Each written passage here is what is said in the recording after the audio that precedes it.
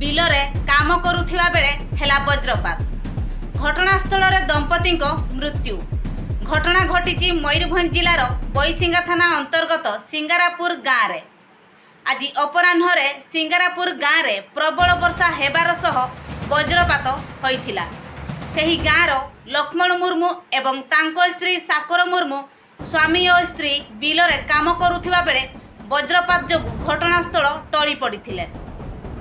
ଆଖପାଖରେ ଥିବା ଗ୍ରାମବାସୀ ଦୌଡ଼ି ଆସି ସେମାନଙ୍କୁ ବେତନଟୀ ଡାକ୍ତରଖାନାରେ ଭର୍ତ୍ତି କରିଥିଲେ, ହେଲେ ସେଠାରେ ଡାକ୍ତର ତାଙ୍କୁ ମୃତ୍ୟୁ ଘୋଷଣା କରିଥିଲା। ଉଭୟ ଦମ୍ପତି ସେହି ସିଙ୍ଗାରାପୁର ଗାଁର ହୋଇଥିବା ବେଳେ ଉଭୟଙ୍କ ବୟସ 40ରୁ 45 ବୋଲି ଜଣାପଡ଼ିଛି। ମୃତ୍ୟୁ ଦମ୍ପତିଙ୍କ ଅଳ୍ପ ବୟସ୍କ ପୁଅ ଓ ଝିଅ ଥିବାବେଳେ ସମ୍ପର୍କୀୟମାନେ ଦମ୍ପତିଙ୍କୁ ଡାକ୍ତରଖାନାକୁ ନେଇ ଆସିଥିଲେ। ଏହି ଘଟଣା ପରେ ଗାଁରେ ଶୋକାକୁଳ ପରିବେଶ ସୃଷ୍ଟି ହୋଇଛି।